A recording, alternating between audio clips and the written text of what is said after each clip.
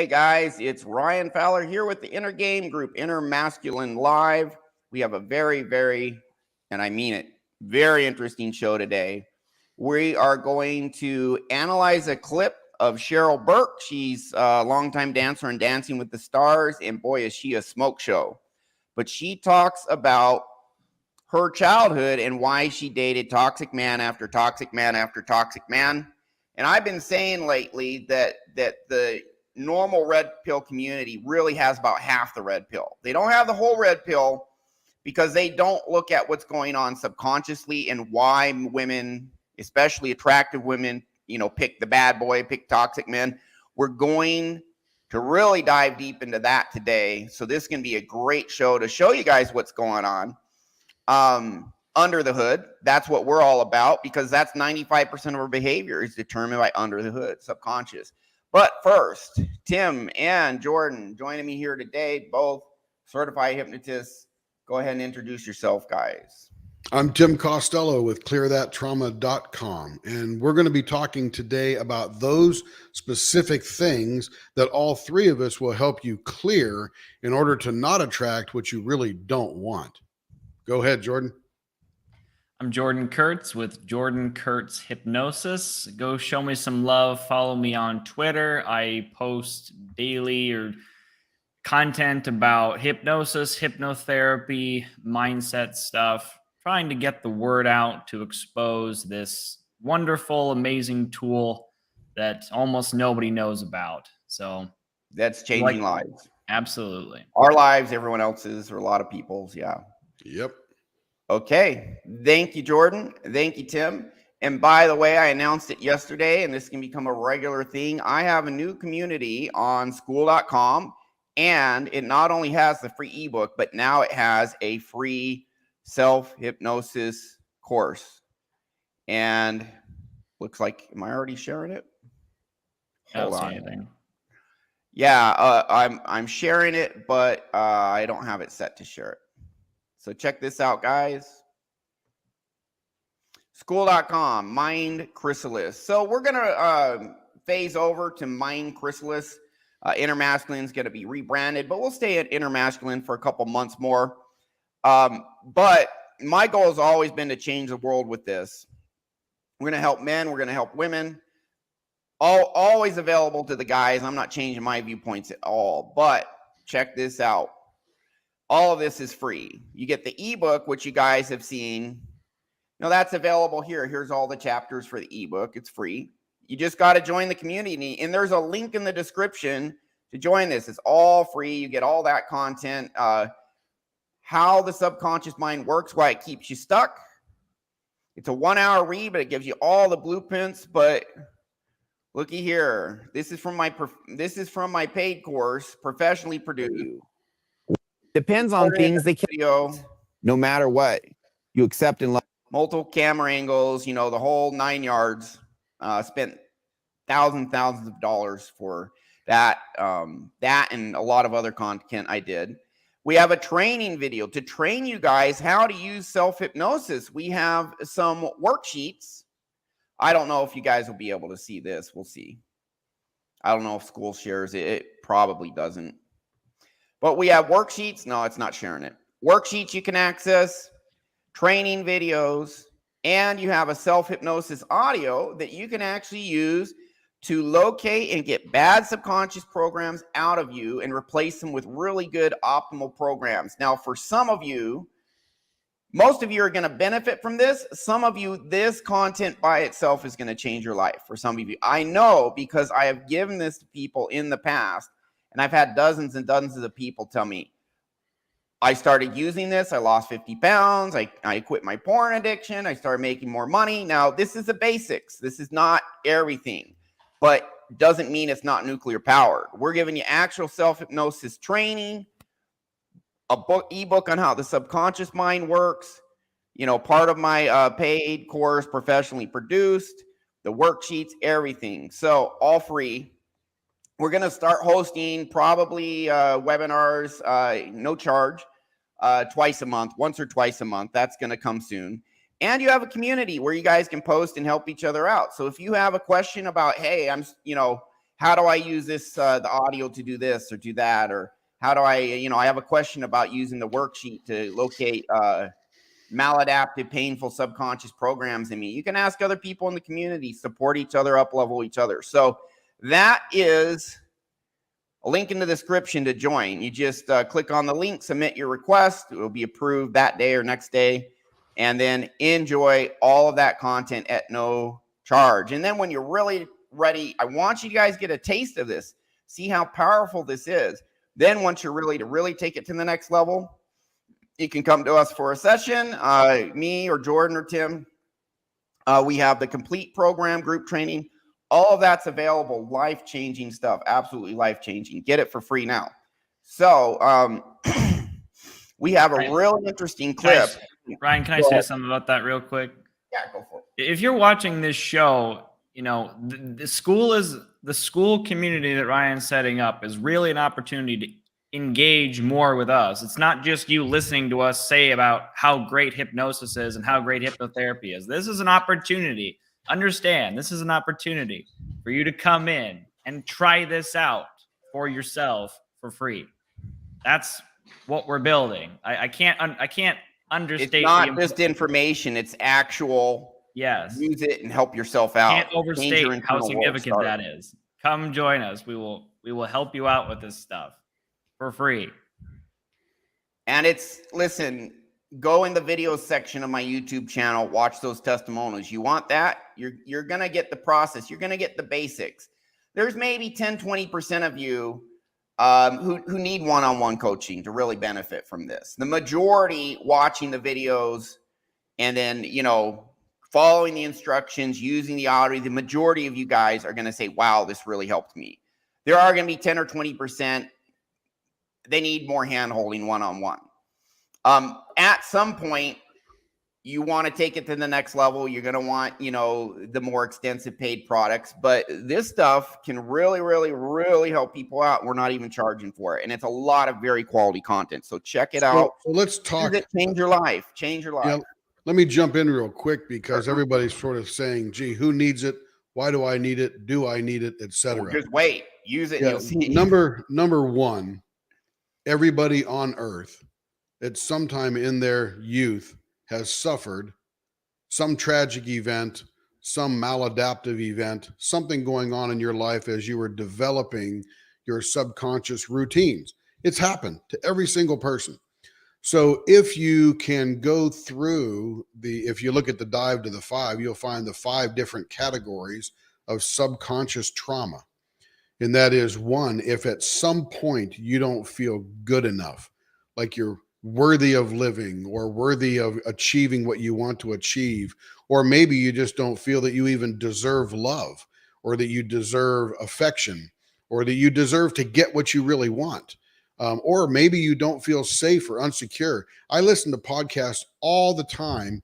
And specifically, I'm watching this event going on in Utah with this Frankie family. And you can hear the children say in those videos, yeah, I just don't feel safe. Or I wasn't good enough to do that. If any of those thoughts ever enter your mind and stay there and cause you to not succeed or do what you need to do, you're probably a really great candidate for what we're all offering. Also, if you struggle with procrastination, self-sabotage, anxiety, but on the other side, what happens on the other side is really the goal is to have you unconditionally believe in your ability and value. If you believed you could go out, work hard, and kick ass and get what you wanted, you would do it. The reason people don't do it is they have insecurities. They have hang-ups. Deep down, they're not sure they can get it. Well, we'll put that in your core, and then you can take off. And it's a great 100%. Way to be. That's the ultimate goal. It's not just getting your anxiety down or, you procrastinate less. You get all that too.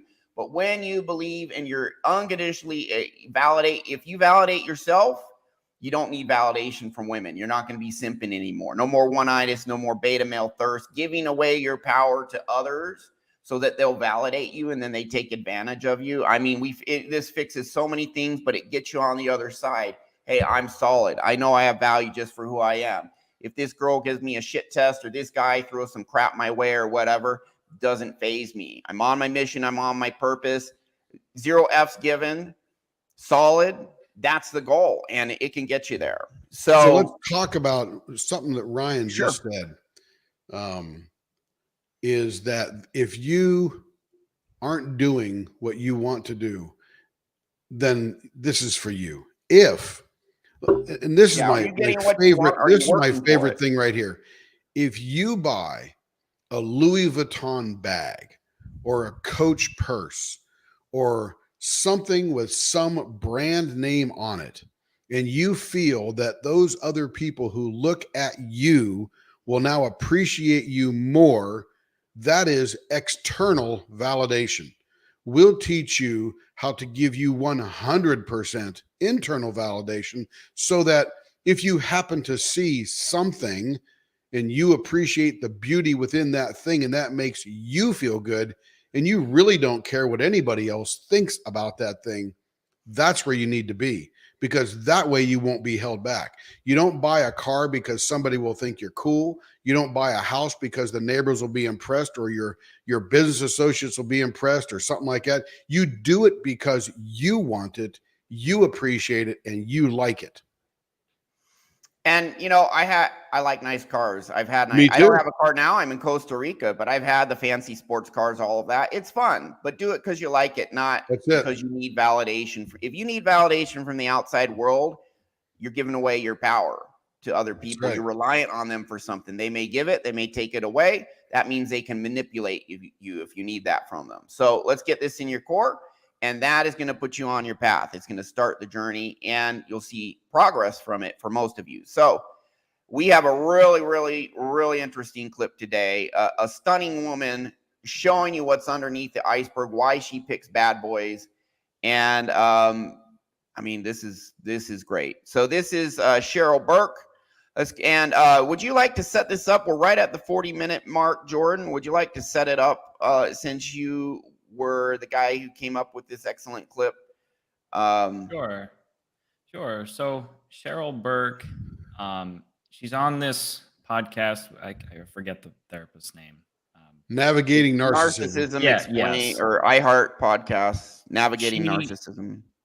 If you listen to parts earlier in the podcast, she's going to talk about. Okay, so she's going to talk about sort of the trauma she had growing up with her dad, and what they're going to discuss is her tendency in men to the men that she ends up picking are very similar or have similar characteristics and traits in personality and sometimes even in looks to her father. So that's what she's going to discuss now, and we'll discuss some of the reasons for that. Okay. Yeah,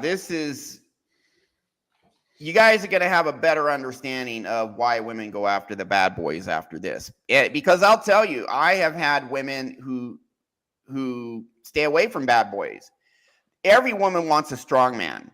Every woman wants a successful man, a confident man. Every woman wants that. But why do women go after the toxic, abusive, strong men? And then certain women go after the strong men who are good, kind, are not pushovers, but why the bad boy? Well, here we go. You're going to see. So let me ask you this then, because it's interesting when you've had a life where you've had multiple relationships with invalidating, toxic, narcissistic people. What attracted you to these people? I kind of think I know the answer, but I never want to presume. Every single one of them reminded me of my father. Okay. Well, there you go. It is 100% true. From either the way they look or the personality traits. I've been cheated on multiple times and knew about it, and it was just a little tiny version of Steve Burke. When did you have the insight that all of these men that you've dated over the years somehow reminded you of your father? So this was just maybe 5-6 years ago. Oh, recently. Because I have two therapists. I have a somatic and then I have a traditional one, Dr. Wexler, now for a decade every week. And A decade. Well, that's we talked about this before, man. Why Yep. do you need a decade and you still have trauma, man? Anyways, we'll keep going. Years ago, so I was still drinking. So when she would try and talk to me, That's why we do what we do.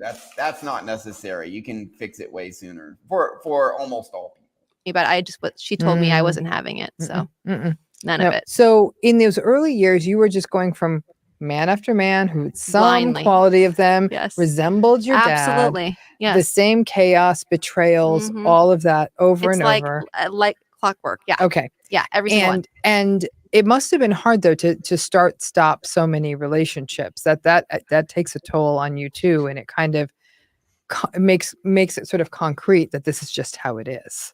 Well, I don't know. So this is what it was. I could tell in my body that when it was a nice guy, I was disgusted by them. Real disgusted, literally that much. So disgusted, which just shows you how much I really loved myself. Interesting, huh? Let's stop right there real quick. So Yeah. one of the things that your subconscious does is it protects you. And one of the ways that it protects you is it drives you towards the familiar and away from the unfamiliar. So why would she be detested by a good guy? Simply because it's not familiar to her. She wouldn't be comfortable subconsciously in that relationship. She needs to go back to something that is similar. It's the ultimate rebound. Why do you rebound? You usually rebound right back into something you just left. Yeah, and I think also people who don't feel worthy of love, when they see a loving person willing to actually give them that love, For sure. it triggers their feelings of unworthiness. I don't deserve this, You know it. you know. Tremendously And, uncomfortable.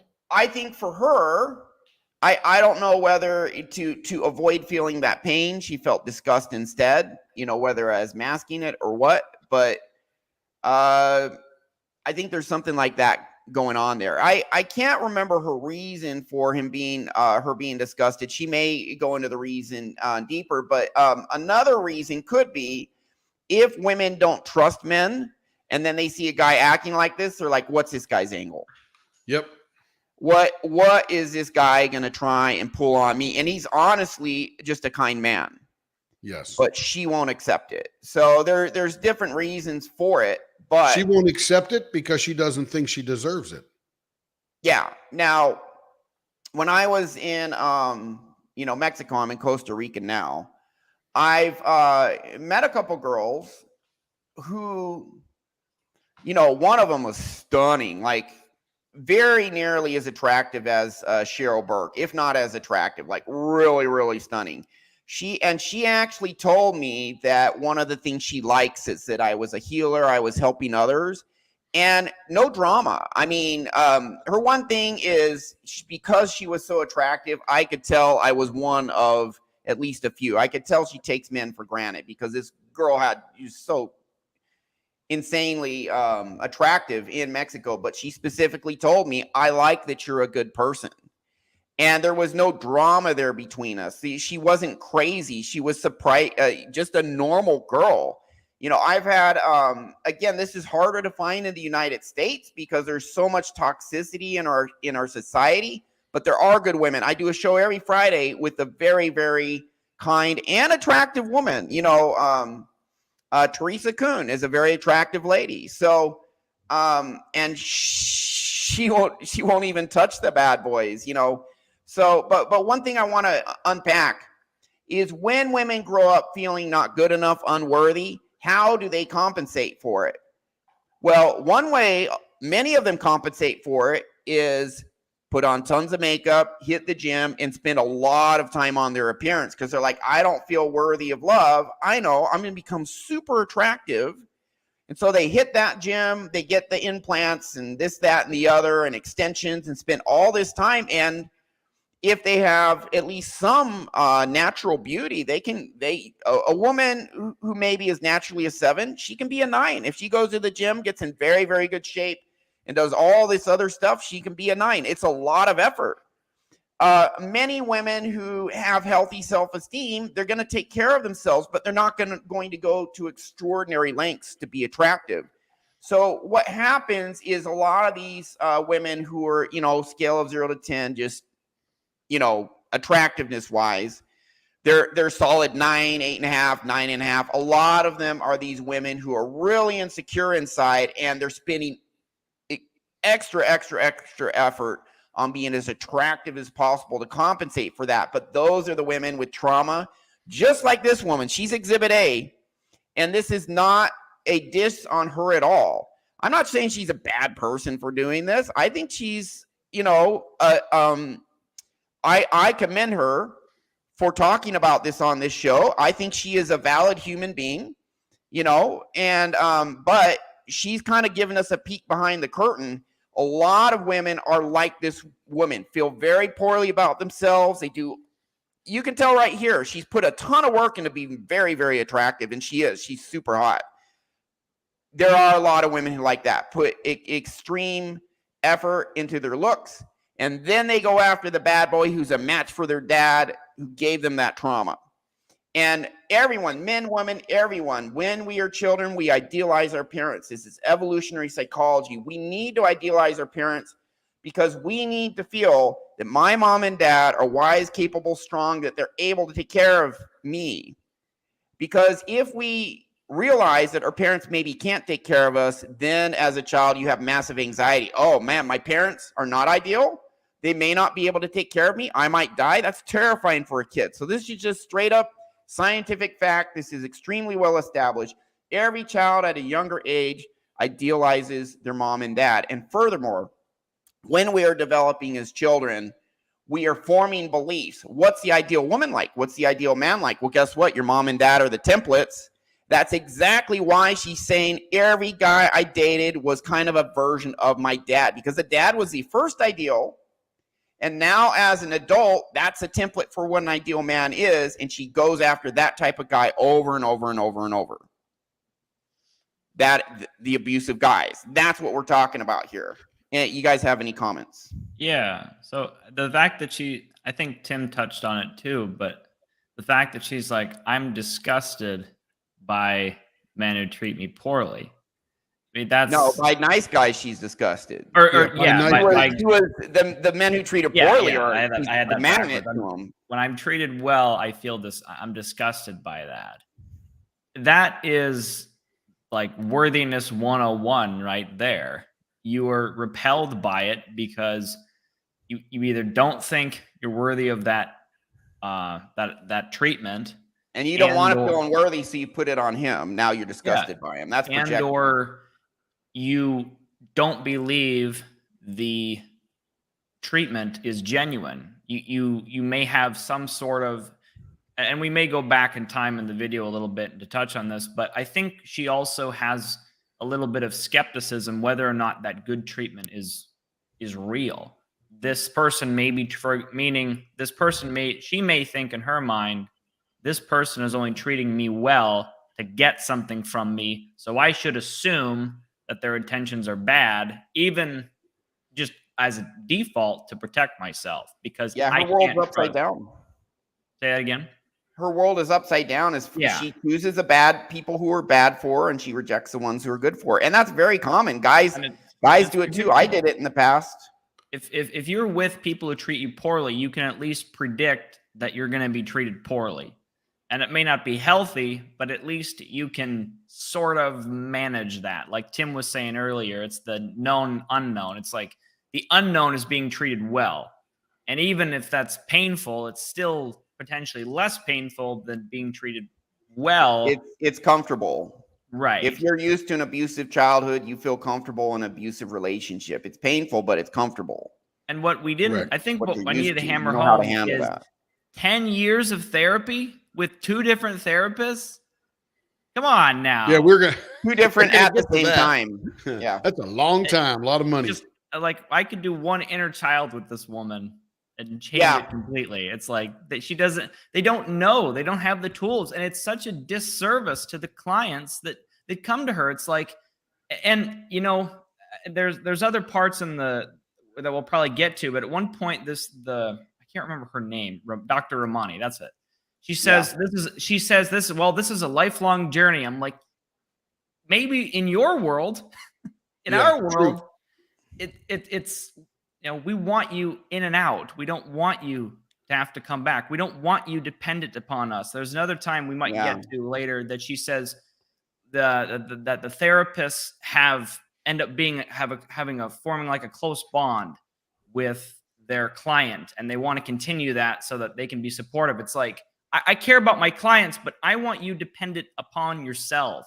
I don't want you dependent upon me. I'm happy to be friends with my clients, but if I get hit by a bus tomorrow, I want my clients to still be okay. If Cheryl Burke's therapist gets hit by a bus, is Cheryl going to suffer then? And what does that say about her own capacity to stay, healthy and dependent upon herself? Like, she can't do that. I don't want my clients dependent upon me. I want them dependent upon themselves. So that's the key difference. So Cool. Yeah. So let me comment Go ahead. on the word disgust with her.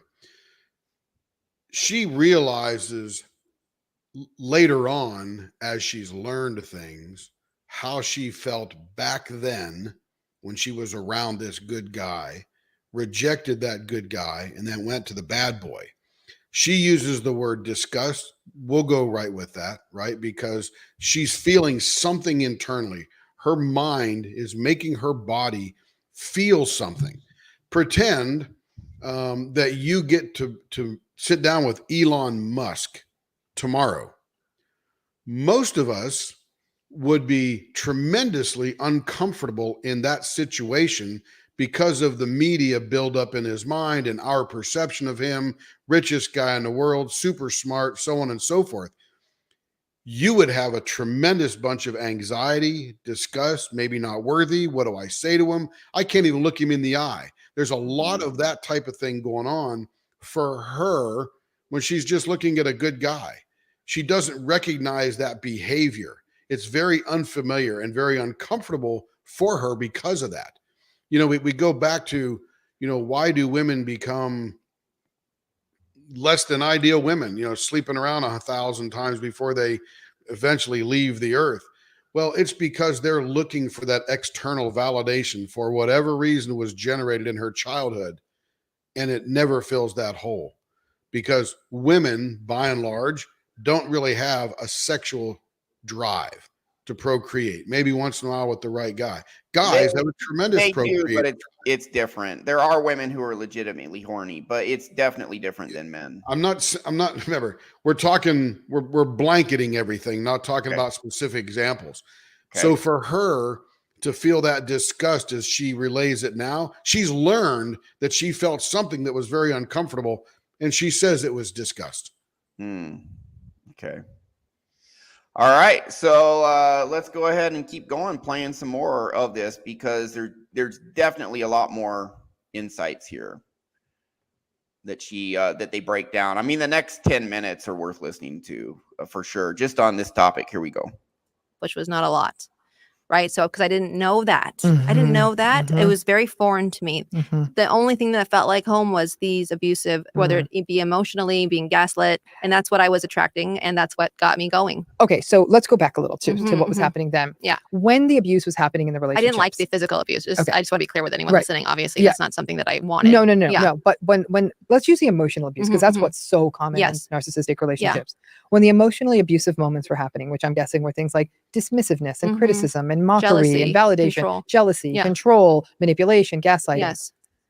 What was the story you were telling yourself at those Oh times? my God. I don't think I was even aware back then. I don't You think I don't was think having that dialogue. So it was almost like this is just a relationship. I mean, I watched Pretty Woman when I was too young, obviously, but my nanny, who didn't speak English, she watched 3 movies. Dynasty wasn't a movie, but Dynasty, and I was watching this with her, Pretty Woman and Sound of Music. Sound of Music more like it, but at like between ages 3 and 6, like I shouldn't be trying to look like Julia Roberts, and dress like a hooker and say, Cheryl, it was interesting. I started this YouTube channel during the pandemic, and I went through all my mom's VHS tapes. For those of you that don't know what a VHS tape is, look it up. And I saw myself. This was insane. Okay. I saw my molester there having like Thanksgiving dinner with all of us, and and how nobody was paying any attention to like how creepy this man was hovering over me and, the kids there. And then on top of it all, I saw myself cut to another scene. Do I look pretty? And I was like, oh my, this poor child. And that was me. And I can tell that I was being influenced And I do have to tell you that Pretty Woman, I can recite it like I wrote the script, and it's just not okay. Pretty Woman is not okay. And that maybe one day we'll do an episode on God. all the reasons Pretty Woman is not okay. No, I seriously, yeah. though I still love it, but it's not okay at that age. Right. I don't know that it's okay at any age. Really? To Okay. actually, I mean, when you really think about it, No, right? you're right, I think you're they right. tried to make it that, what was the feminist line? Like, one day that the prince rescued her, but she Yes. rescued him first. I'm like, oh no, honey, it's too late for that line. I think Thank you. we've done too many problematic things. You are not cleaning this film up with one little Oh, rescue no. line. No, exactly. So, but I do think though that what you do bring it to is this sexualization. Yes. That you were sexualized as a Yeah. child, and this wasn't being seen. I mean, I think that is something we see in any of these sort of what we could call traumatogenic environments, especially where sexual abuse is happening, where it is this unawareness and this disconnection from the experience of the children, from the dynamics within the room. Everyone's sort of so caught up in their own thing and their own shtick and all of that. It's a real It was real so problem. hard for me to watch this. Yeah. There was so many emotions going through my body, from anger, resentment to I wanted to reach through the VHS tape, the TV screen, or my laptop, and just be like, shake everybody. Like, what? Don't you see it? This was an interesting thing. I don't know if I recommend it, because if you do this, have somebody with you that you trust, because Sure. it was like So one of the techniques we use in hypnosis kind of does exactly what she just described.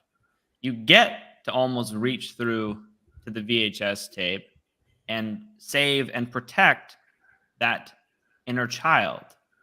That's why it works. The thing she's describing that she wants to be able to do, we can do that. That's what's so brilliant about this technique. And yeah, I'll let you guys comment on that, but that was the main thing I wanted to say. Well, the inner child is everything, because the inner child is still the inner child sitting inside and wants to be loved, looking for guidance, looking for inspiration, looking for all the things, the love, affection, acknowledgement, safety, and security. And they're still trapped inside waiting for that. So when we, through hypnosis, introduce the adult person to the child person, all of a sudden there's a match. And now that inner child starts feeling secure, loved, safe, and acknowledged and protected. And quite frankly, that's what the inner child needs to give you your internal validation. Yeah. Now I have a clip that kind of Did you notice? This is the body language thing that did you notice the hair pull in front to cover up when she's feeling nervous? Protector. Yeah. Because she's still suffering with this stuff. Yep. Yeah. So So I want to show something that kind of highlights what you're talking about and what we do with hypnosis. So this is Mike Tyson talking to a Stanford neuroscientist who has a colleague at Stanford who's a psychiatrist who's one of the world's authorities on hypnosis. But this is Andrew Huberman. He's talking about hypnosis and what you actually do with it. So, and by the way, Mike Tyson was hypnotized many times before fights. His coach, Cus D'Amato, had him hypnotized. And Mike Tyson's a big believer in hypnosis because it's one of the things that made him a champion. Go on. Cus D'Amato was Mike's first coach, beginning at age 12. Go to Cus's Wikipedia page. It talks about doing hypnosis on Mike Tyson and other fighters. But here's Stanford neuroscientist Andrew Huberman here talking about what we do. Because the name, people think, oh, it's someone trying to control you. Yeah. But hypnosis is really just a state of you controlling you. Exactly. It's self-hypnosis is deep relaxation plus suggestion. And what the goal of hypnosis is, we hear about meditation designed to clear the mind, calm you. You hear about yoga, etc. But hypnosis is like a meditation designed to change your brain in a specific way, what we call neuroplasticity. Your brain is amazing because unlike the rest of your body, which can change somewhat, muscles and tendons and stuff, your brain can change itself. Hypnosis, it gets a bad rap. Okay, so I like here's the the concept of neuroplasticity is still relatively new, but it's been pretty established and accepted in the scientific world that we can actually go in and fix our parts of our brain. We can rewire them. Hypnosis is the process of going into your subconscious and rewiring these traumatic beliefs, these beliefs that lead Cheryl Burke to go to jerk after jerk after jerk after jerk. And 10 years later, she's still in therapy. You go in and you just fix it. You go in and just fix your core. And that's what we're doing. And guess what? There's a free course for you guys now. Skool.com, link in the description. Join the community. Get it for free. Get the ebook for free. Watch the testimonials. I got like 19. I got another 4 people who've agreed to be interviewed. I got an interview. So that'll be coming up in the next month or so. And you see people, just big changes, because our brain is actually able, if you know how to do it, which is what we specialize in, you can go in and change these deep core beliefs and make them completely different. You can change from bad one to the exact opposite, and it's massive. It's massive. And that's what he's talking about. And this is what, Cheryl, I'll do a free session for you, Cheryl, but that's what, this is what Cheryl needs. She, my guess is she probably still do like some physical stuff, of course, but she won't need it to clear trauma. She'll do dance and stuff because she enjoys it and she likes staying in shape, etc. But not to clear trauma. The trauma will be gone. Get rid of it. This 10 years, 7 years in therapy is a lie. We have to kill that mindset. I'm usually 1 to 3 sessions, sometimes 5. But 10 years. And I would question what's been the effectiveness in 10 years. Is she 20% better, 10% better? I mean, we went through the stats last week. I'm not sure. But she's still struggling. Let's just say that better. She's aware that she's struggling. Yeah. Yeah. That's what she get for 10 years. I'm aware I'm struggling. I've got some conscientious cognitive things I can do to help me deal with it. Yeah. Cheryl, you want to get rid of your trauma? Hit me up. I'll take care of you. These people deserve better. They deserve better. Every human being does, for sure. Absolutely. Yep. All right, here we go. Moving on.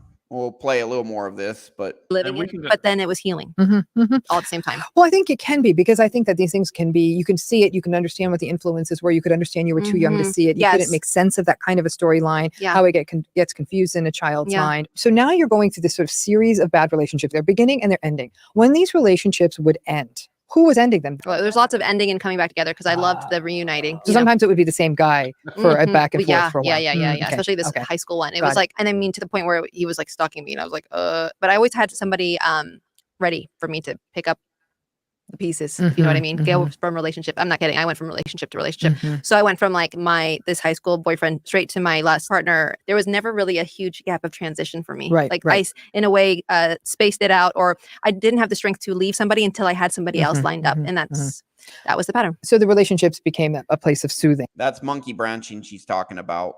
They became more of that dissociation, right? Yeah. And it's because she'll tell you how she is when she's by herself. This is why a lot of women monkey branch. This is why she did. I think she's going to tell you now. That, more of the numbing that you could have, no matter what, because you didn't have to simply be with yourself. Right. That's what it stopped you from doing that. So, okay. So she couldn't be with herself, couldn't be alone. Why? Because then your toxic shame starts coming up. Nothing to distract you, and it feels terrible. I have a very full picture here. Okay, good. Okay.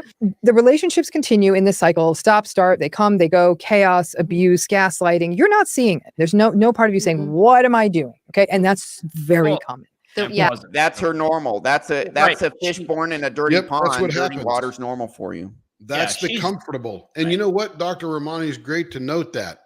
Hey, this is happening. Now she is seeing it. She just doesn't recognize it as well, but that's her norm. And she's going through it. And it's like driving 55 miles an hour. Yeah. And it's not so much that she doesn't see it. That's what she expects. And so she does see it. And I know she sees it, because when it's not happening, she's disgusted, like she said. So I don't quite agree with Dr. Romani that she doesn't see it. She does see it. She expects it. That's so I challenge that a little bit of what she said. So because I think Dr. Romani is trying to say, like, okay, if you saw it, and this is the classic problem with CBT, right? This is where Dr. Ramani's head is at, right? If you see it, you can change it. Right. And that's the whole problem. That's what she expects to see. And when she doesn't see it, she's disgusted. So do you see the issue with just identifying and seeing the problem? It doesn't get you far enough. It's half the journey. You identify, but then you gotta clear it out. Right. It's a faulty premise that Dr. Ramani is taking, is that, that's why she's using that language of you just didn't see it, but she did see it. And that's the she was living through it. And it was it was like getting up on Monday morning. It's just what you do. That was her mode. She even knew to line somebody up because she knew that the relationship would end. Yeah. And my issue, again, to restate, is my issue with Dr. Ramani is that the basic premise is once you see it, you can stop it. That's with just cognitive behavioral therapy. That's my issue, is her framework for viewing this. But we just have a different framework. So that's all I got. You can keep going, Ryan. Okay. So we'll go in a little more because there's still some good stuff here. I watched this and it was like they just kept dropping stuff we're talking about. Yeah, and I got a bunch of timestamps too, Ryan, if you want to. Yeah, let's go to one more of your timestamps. What's a good one to go to? Well, what time? We could go to like 47:37. It talks about narcissism a bit. Almost there. Yeah. Yeah, this whole interview is pretty good. There was some stuff in the beginning, but let's just keep playing. Here we go. Sure. Yeah. Very, very common. There's nothing unusual about that. Well, the worst was like those silent treatments. Oh my God, that would kill me, to the point where actually it was interesting. Those, like, depending on how long the silent treatment went on, like if it was for my dance partner who like I was there in New York with and moved from the Bay Area to New York. And I remember, I'll never forget, like over Thanksgiving, it was like he was gaslighting me and he wouldn't talk to me and didn't talk to me for like a week, and I would call my mom and cry and tell her. But when it comes to any other type of abuse, like physical or mental, I never called my mom. It was just realizing this as I'm talking to you. Interesting. Yeah. Why do you think that was? Why do you think that because it's silent treatment, that was like more painful than anything? Because that was an abandonment. Oh, of course, that was what my dad did. It was a loss of engagement. Yeah, I felt so alone. Yeah, I felt I felt abandoned. Period. Point blank. Yeah. The silent treatment it's a common gambit in narcissistic relationships, especially once they realize it works. Right? It's very passive aggressive. And what I'm about to say is going to sound very cynical. Even I'm surprised by it's cynical, but they get a lot of bang for their buck on that, right? For no effort. And once they learn it works, they're going to keep doing it, right? Because they're like, works meaning like I'm affected. You're getting a rise out of the other person. Does that make sense? Yes. And you start to control them. Yeah. And now the silent. I love when my mom gave me the silent treatment, but she only did it once or twice because it never worked. Silent treatment isn't punitive for everyone, but for anyone who has even a secure attachment, it's uncomfortable. But if you have an anxious attachment, it is really like flaying a person alive. Yeah. And so, because it's the ultimate, it's worse than abandonment. Yeah. Right? Because it is true abandonment. They're not communicating with you. They've ceased to exist. Yeah. Right. That's the ultimate fear. Worse is when you're working with the person too, and then you're living in like a little box. Do you think that the silent treatment is there because the narcissist they enjoy the feeling of being desired and having that power to not give it? It's control. They know what the other person, they know the other person is seeking that validation, and they're the ones giving it to them. Yeah, so 100%. Ignoring them or doing the silent treatment, it literally is like a magnetic control. Yeah. And it feeds, I think, is it fair to say that it feeds the narcissist? It's one of the things that narcissists tend to feed off the other people. When they do that, because narcissists don't believe they're good enough to begin with. And when when other people want them and they can dangle that in front of them, that's narcissistic fuel to make them feel like, oh, someone wants me. So as long as I keep that dangling the carrot, I can feed that part of my soul that needs that validation and the feeling like somebody else wants me. So and just like otherwise, if I give it to them, they might take it away. So they flip the dynamic. Just like Dr. Ramani said, they get really good at it. They know it's 100% manipulation. So they learn that tool, they learn it well, and then the people react to it because the people that are reacting in that situation are the damaged, traumatic people.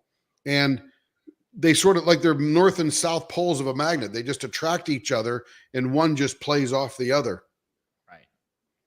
Yeah. So what's, just to kind of sum this up, these women with childhood trauma don't feel good about themselves. They will try extra hard to be attractive. Some of them, not all. Some of them feel really bad and gain a lot of weight. But some of them spend a lot of effort exercising all of that to become very attractive. And you're like, ooh, there's a hot girl. That's what you see on the outside. You don't see her inner trauma. But then she's attracted to the bad boy who's going to do all this manipulative stuff like her mom did or her dad did or whatever. I mean, it's more often dad, but it can absolutely be mom too, And then she gets burned. And burn after burn after burn. And she's like, I'm going to go for the nice guy now. And now she's in her 30s, married to a nice guy and has no attraction for him. In fact, starts resenting him, all this other stuff. Right. And you see that a lot. You see that dynamic a lot. Done with the bad boys, goes to the nice guy who's not a match. Even a decent nice guy, even a nice guy with self-esteem. There's the nice guys who have all their own insecurities and all of that. But a strong guy, a good guy. Honestly, though, a strong, good guy is probably not going to end up with probably not end up with a damaged woman, because she's going to be pulling crap on him and he won't tolerate it if he has good, healthy self-esteem. What happens is damaged women end up with damaged men in one way or another. The guy who's an a-hole, who's a narcissist, who is, the bad boy, whatever, attractive, charming, but has this dark side to him. It attracts a lot of women, but it is never a good relationship. This narcissist or the bad boy or whatever, they cannot get a healthy woman. They can get a hot woman who's unhealthy, and then they're going to make each other's life miserable. 100%. Yeah, you can absolutely, but that's the price of being a bad boy. Sure, you can get hot girls, but you can't get a good girl, attractive or unattractive, because they're going to see this guy is pulling crap on me. I'm out of here. I won't tolerate this. If a woman has an emotionally healthy inner world, she's like, this guy's jerking me around. Psh, see you. And she'll be happy to settle for a good man who's not a pushover, not weak. I'm not talking about, a simp or a pushover, anything like that, but a good, strong guy with high self-esteem and treats his woman well. A good woman, an emotionally healthy internal world woman, was going to end up with that. And that type of guy, listen, I have had really, really attractive women. I mean, listen, guys, you go to Mexico and you have some wealth and some game and you're okay looking or whatever, you're going to get tons of attractive women. But I have had extremely attractive women start pulling crap on me in Mexico, in the United States, wherever. And within 1-2 dates, I'm like, screw this. I don't care if she's a 9.5 or whatever. Get rid of her. It's just not worth it. It's just not worth it once you have a healthy internal world. Those damaged women can't get a guy like me. They can't. I'll get out of there. And I would be willing to bet, and this might sound bad, but hear me out. I'd be willing to bet if you interviewed her boyfriends or ex-boyfriends that they might have some negative things to say about her too. Oh, I guarantee you she has all sorts of she rejected him. Yeah. So she rejected him. It's not, again, self-esteem, like Ryan was saying, self-esteem tends to seek its own value. I've never seen it to be only one-sided, because if it's one-sided, it's not stable. It doesn't last very long, because the person of higher self-esteem they just reject people of lower self-esteem. Like, I don't like to be treated that way. And they just fall out of their life. It's just not attractive to them. Right. It just doesn't, they don't even think about it a lot of the time. But like, of course I'm not going to be treated that way. It doesn't even occur to them. Maybe it's 1 date, maybe 2 dates, but the moment she does something that they go, ugh, that's not good. They're just out.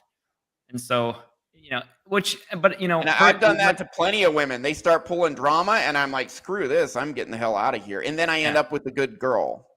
Yeah. I mean, there's a reason I'm we say dating hurt 2 really people. good girls right now. And they are very nice people, and they don't pull crap on me. There's a reason we say hurt people, because it's just, it's the trauma. The two traumas, the two belief systems, low self-esteems, whatever you want to call it, they interlock, they connect, and they feed off of each other. The bucket of cockroaches will pull the cockroach trying to get out back in. I never heard that one. I heard the one with the crabs. I haven't heard the cockroach one. Cockroaches do the same thing. They do? Do they? I don't know. I know the crabs do. Crabs in a bucket, especially bucket of boiling water. You boil in the crabs. One climbs out. The others pull them right back in. It's crazy. Their dinner. That's what that is. Yeah. Yeah. So, and again, this is not a knock on Cheryl. I think she's doing everything she can to get better, and I commend her for that. I really do. Yep. But I guarantee you, in the relationships, she was bringing drama and manipulation, probably trying to emasculate the guys. I guarantee you there was some of that maybe a lot. I don't know how much, but I just know how the dynamic goes. You know. Yeah, Ryan, if you want, you can go back in time to 2650. Okay. Or actually, maybe I'm sum up what this is going to be about for our audience. Actually, do 1821. Okay, and 1821 is going to be... Yeah, 1821, she talks about the separation and reunion behavior that becomes apparent. You'll see why it's relevant. Okay, here we go. Separation behavior and reunion behavior. So children being separated from their caregiver, usually in this research, it was a mother, how they would do it goodbye and how they would do it hello. Oh, I was not good with goodbye. Right. I was like, And I that's will the never anxious forget attachment. it. My mom was dressed up in a ball gown, and like, mind you, she was working like long hours. I remember grabbing onto her ankle. I'll never forget it. And she was with her friends, and it was with any goodbyes. Any goodbyes. I Yes, suck at it it. generalizes to all Yes, goodbyes, right? yes. So the goodbye is chaotic and there's Yeah. a lot of distress and it takes a minute to soothe the child. Then the child does her thing.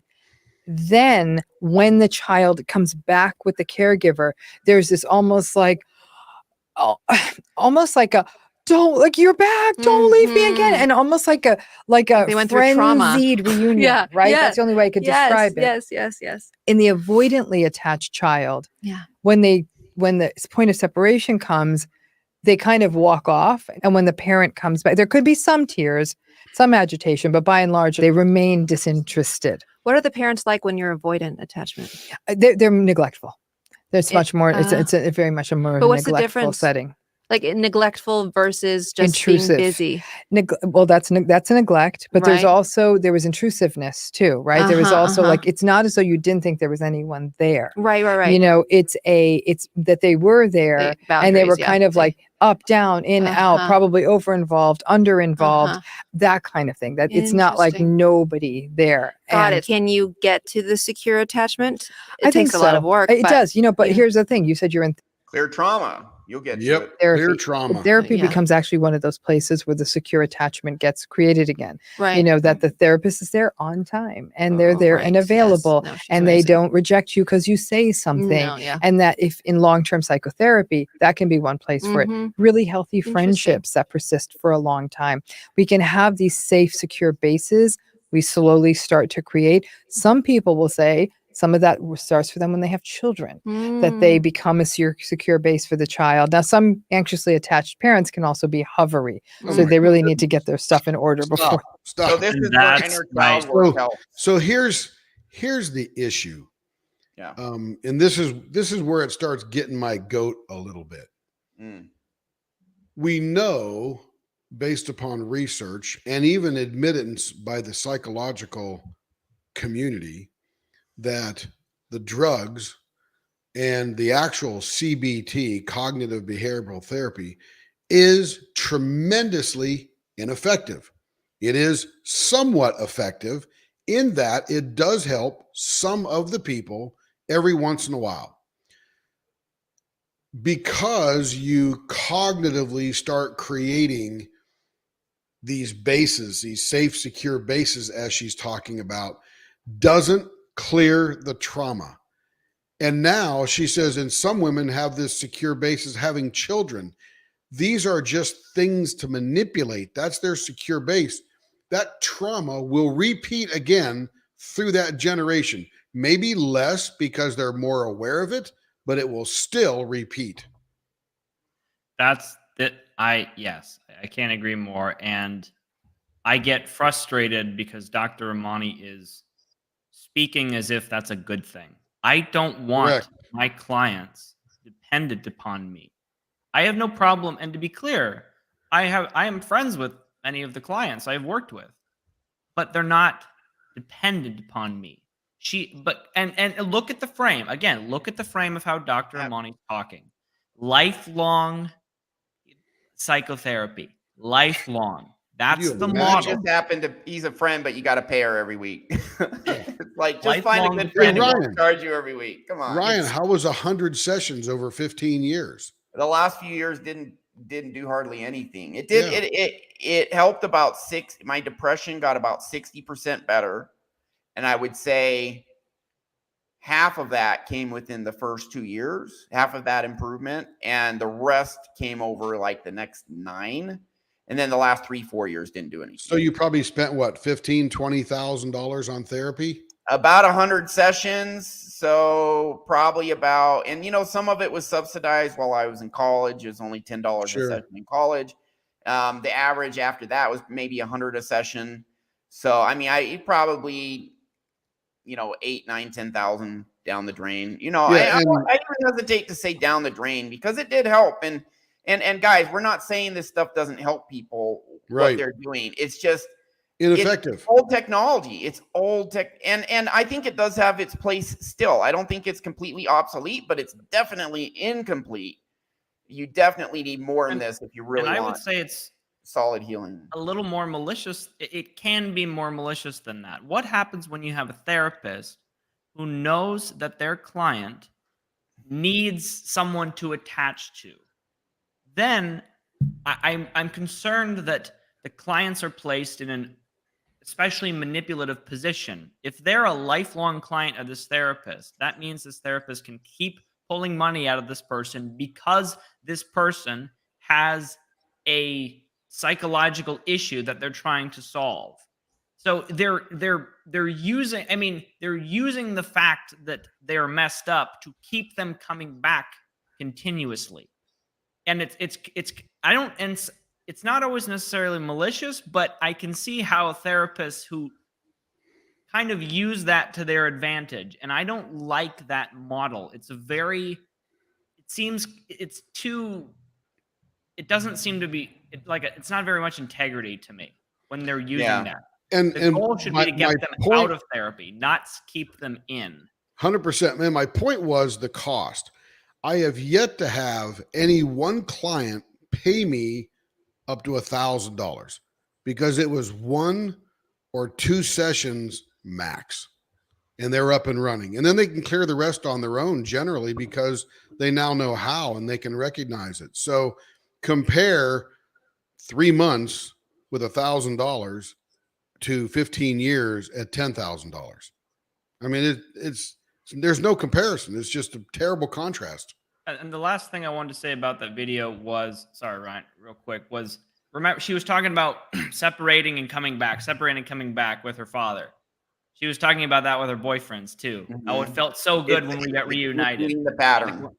It's not a coincidence. Yeah. Here's a story I like to tell about how things in our childhood that happen get lodged in our subconscious, and we'll play it out later in life. You can watch, I don't know if it's still on HBO Max. I think it might be documentary about Robin Williams, Come Inside My Mind, on their HBO streaming service. And it talks about how in his childhood, his dad and mom pretty much ignored him. Not across the board, but a lot of neglect there in Robin Williams' family. He was raised by their maid. And so then he grows up. So his maid was more of a mother to him than his mother. He grows up. He lands the role Mork and Mindy. He's Mork. It's a big hit show in the 70s. He starts making millions of dollars. He has enough money to now get a house that's big enough where they need to hire a maid. And within a couple years, he divorces his wife and marries his maid. The template for a caregiver, the ideal woman, a mother figure in his childhood, a maid, marries his maid as an adult. That's her subconscious. It's repeating patterns over and over because subconsciously, and now consciously, he's just like attracted to her. And he feels comfortable. Maybe he sees a maid and feels comfort around here. Maybe feels loved around her. Maybe he's attracted to her. Well, hey, Ryan, that's how he felt with the woman who gave him the most love as a child, the maid. Explain why he likely became a comedian. This is more impactful. Oh as yeah, well. and it's in this watch this if you can on HBO Max. Come Inside My Mind. So his dad worked all the time, mostly ignored him. They lived like in a home that was like isolated, and so there weren't any friends to play around with. So mom ignored him, dad ignored him, no friends. But the only time he got any bonding with his dad is they would watch the Tonight Show together with Johnny Carson or whoever was on. I think it was Johnny back then. And comedians would come out and his dad would laugh at the comedians. And Robin would laugh at the comedians, and they laugh at the comedians together. And he's like, here's how I bond with my dad. Here's how I get some love and connection with my dad. The only way. So as a child, I know I'm going to make everyone laugh. This is how I get bonding, connection, love, because otherwise I'm starved. Otherwise, he was starved of that. Yep.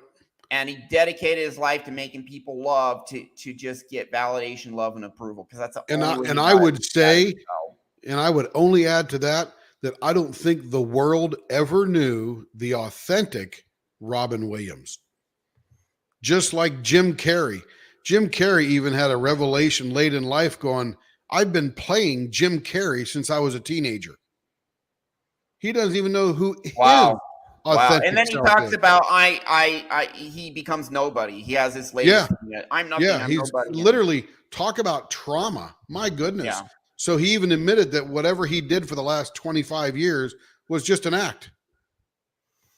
Yeah, and so this is how generational trauma gets perpetuated, is these traumatized women match up with traumatized men, the bad boy, the jerk, the narcissist, whatever, because that's a match for their trauma. And the guy's traumatized too. They're both equally traumatized.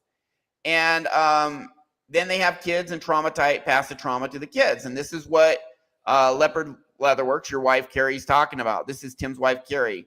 She's experienced this firsthand. Her parents treated her with gaslighting, silent treatment, all this stuff. That's how their parents treated them. And it's just, Keeps how do on you break going. the cycle? How do you break the generational trauma? You get real healing. Clear the trauma. Clear the trauma. Clear And that replace it with unconditional self-love, belief in your ability and value, self-approval. Get it deep down in your core, and it changes everything. Thanks to Jerome for the support. I appreciate it. Yep. Appreciate Thank you, Jerome. Everyone else. Thanks, Gabriel, for being here. P-Dubs. P-Dubs. I didn't see Mike anywhere. Gabriel? Usually Mike's around. If you're Someone watching said the hi show at the beginning. I don't know if that was Ryan missed the orange shirt memo. We'll try and get That's him right. on next time. I don't have any orange shirts. I have red. Really? Sorry, I don't think I have any. Yeah, so I got enough shirts to fit in my suitcase. I'm in Costa Rica 6 months. In January, I'm back in Mexico. I'll buy an orange shirt then. Good. Maybe if we do an episode on Halloween or something. Yeah, maybe Halloween I'll get an orange shirt, whatever. All right. So, is there anything else worth watching real quick, Jordan, before we I think that we covered the bulk of it. Okay. Yep. And again, a lot of women who don't feel good about themselves compensate by becoming very attractive. And listen, if a woman hits up the gym and she eats super healthy, and then she, makeup, hair, nails, boob implants, all of that, you can turn a 6 into a 9 if she really works hard at it. Yeah. But a lot of the women who do that are doing it because they're desperate for validation and they're looking to the outside world to get it. That's why a lot of guys can become very rich and jacked in all of this, and kind of like the Andrew Tate thing, but then internally they can just be really messed up too. But it's not true across the board. There's women who are very beautiful women who are emotionally healthy. Yep. The wheels will eventually come off the bus. Yeah. It's inevitable. Yeah. So when you see a hot girl being attracted to the bad boy, now you understand what's going. The hot girl attracted to bad boys is, I'm not going to say without exception, but for the most part, cannot get and keep a good guy because of her trauma. The bad boy who gets all these hot girls, they're toxic. There's a ton of drama, and they can't get a good woman that treats them right. They can get a hot girl. They can't get a good girl because that good girl is going to be repelled by the trauma in him. Upgrade your internal world, and you can get an attractive girl who's also a good girl. It's what you got to do. because there are women out there. It's a minority. There's more emotionally unhealthy people than healthy.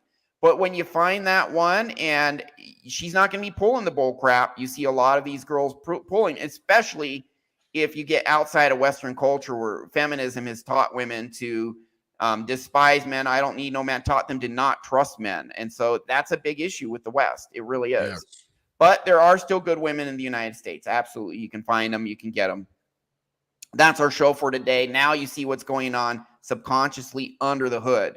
It's not just the fact that he's a bad boy and therefore alpha. You have benevolent alphas out there.